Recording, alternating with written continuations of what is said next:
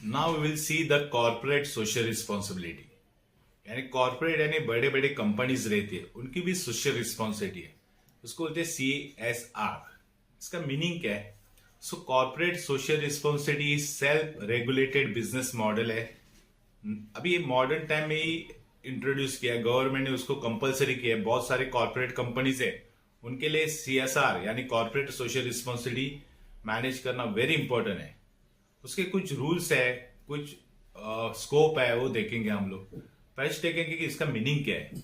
Corporate social responsibility is a self regulated business model है। M क्या है इसका? टू कंट्रीब्यूट सोशल गोल, यानी सोसाइटल गोल में कंट्रीब्यूशन करना ये कॉर्पोरेट कंपनी का काम है।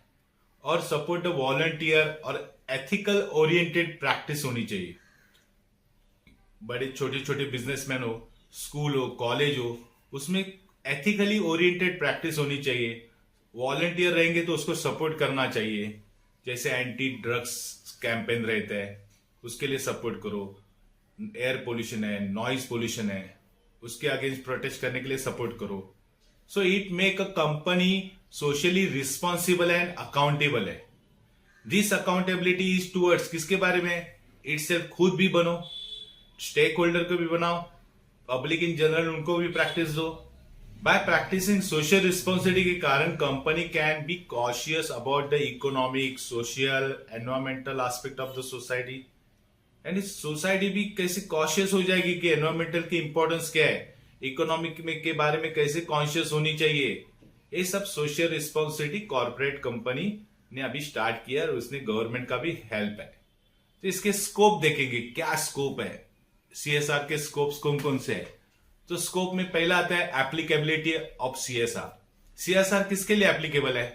तो it is applicable to the company having net worth of ₹1,500 crore, यानी 1,500 करोड़ का नेटवर्क है। नेटवर्क मतलब असेट्स माइनस लायबिलिटी करके जो नेटवर्क आता है वो 1,500 करोड़ होना चाहिए, उससे ज्यादा।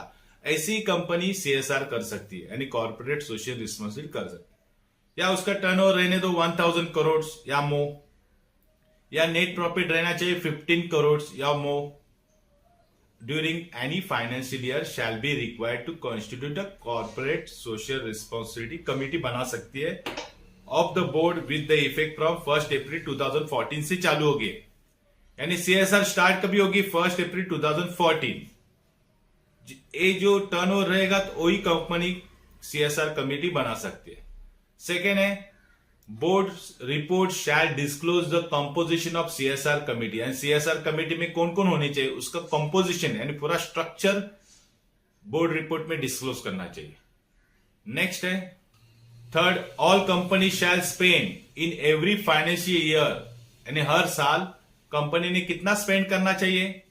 तो at least 2% of the average net profit of the company made during the 3 immediately preceding financial year, मतलब पिछले 3 साल का। प्रेसिडिंग फाइनेंशियल मतलब कंटिन्यू 3 साल के लास्ट 3 इयर्स के प्रॉफिट जितने रहेंगे वो प्रॉफिट का एवरेज निकालो और वो एवरेज के बेस पे 2%, यानी जितना एवरेज प्रॉफिट आएगा उसका 2% कंपनी ने स्पेंड करना चाहिए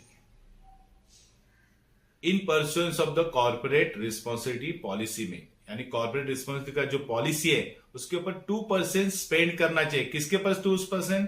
एवरेज प्रॉफिट का 2% निकालो और वो कॉर्पोरेट रिस्पॉन्सिबिलिटी के लिए खर्चा करो। नेक्स्ट है company shall be require to incorporate in its board report में लिखना चाहिए annual report on CSR containing the following particular. अभी क्या पर्टिकुलर्स होनी चाहिए रिपोर्ट में? तो पहले तो CSR कमिटी में कौन कौन है? तो CSR committee shall consist of 4 director रहने चाहिए who shall meet at least twice in a year, यानी साल में 2 बार उनका मीटिंग होना चाहिए to discuss and review the CSR activity चल रही कि नहीं बराबर एंड पॉलिसी के बारे में। CSR कमिटी विल रिकमेंड करती है the formal CSR policy and will recommend the particular CSR activity recommend करती है एंड प्रिपेयर बजट कितना रहेगा साल भर में खर्चा करने का। Describe how the company will implement the project, company project कैसा इंप्लीमेंट करेंगी and establish transparent means to monitor progress, यानी वो जो प्रोग्रेस हो रहा है उसको मॉनिटर करने के लिए ट्रांसपेरेंसी है कि नहीं, ये CSR कमेटी डिसाइड करती है। अब ये CSR कमेटी की एक्टिविटीज कौन कौन सी है? तो देखो एक्टिविटीज है, इरेडिकेटिंग हंगर्स, यानी भूख मारी हो रही है वो निकाल दो, कोई भी भूखा नहीं रहना चाहिए। पॉवर्टी, गरीबी हटाओ। इरेडिकेशन मतलब रिमूव, ये सब रिमूव करो, हंगर्स, पॉवर्टी, मल न्यूट्रिशन, यानी प्रॉपर फूड नहीं मिल रहे उसको बोलते मल न्यूट्रिशन। या प्रमोटिंग प्रिवेंटिंग हेल्थ केयर, यानी हेल्थ केयर के बारे में बताओ। सैनिटेशन अच्छा होना चाहिए। Then making available self drinking water, water अच्छा होना चाहिए। सैनिटेशन, सैनिटेशन मतलब सुलभ शौचालय, वो क्लीन रहना चाहिए। ये सीएसआर कमेटी की एक्टिविटीज है।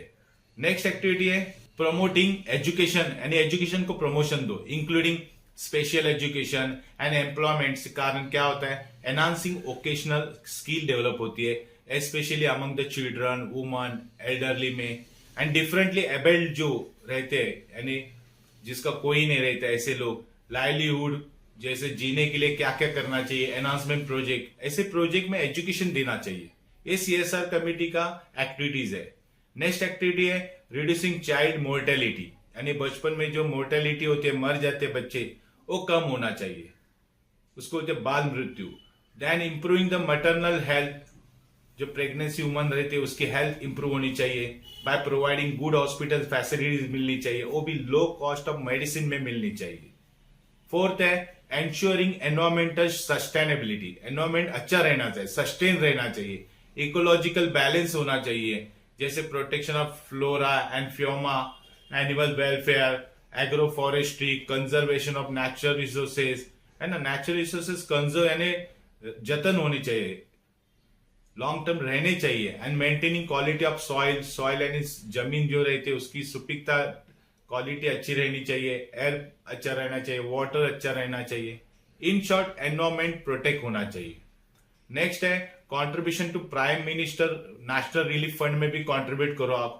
एनी अदर फंड रहेगा जो setup by the central government, किसके लिए बनाती है, फॉर सोशल इकोनॉमिक डेवलपमेंट के लिए, and relief and welfare of the scheduled caste लोग रहते हैं, जो बैकवर्ड, जो लोग को बहुत सारी चीजें नहीं मिलती है, जैसे शेड्यूल्ड ट्राइब्स है, अदर बैकवर्ड क्लासेस है, माइनॉरिटी एंड वुमेन्स है, इन लोग को एक रिलीफ फंड मिलने के लिए आप prime minister national relief fund में कंट्रीब्यूट करो। नेक्स्ट है fifth, six, major for benefit of the arm force, veterans, है ना, जो जंग में लड़ते हैं उनके लिए कुछ कंट्रीब्यूशन ले लो। वॉर विडोज रहते हैं, जो जवान की बीवी जो एक रहते हैं, उन लोग को हेल्प करने के लिए आफ्टर डेथ के बाद, एंड दे आर डिपेंडेंट, उसके ऊपर डिपेंड रहने वाले जो सोल्जर रहते हैं, सोल्जर के जो डिपेंड रहने वाले लोग हैं, उन लोग के लिए बेनिफिट्स अराइज करो। 7 है training to promote rural sports, nationally और रिकॉग्नाइज स्पोर्ट्स करो। Then rurals and slum area development करो। ये सब एक्टिविटीज सीएसआर कमेटी की है।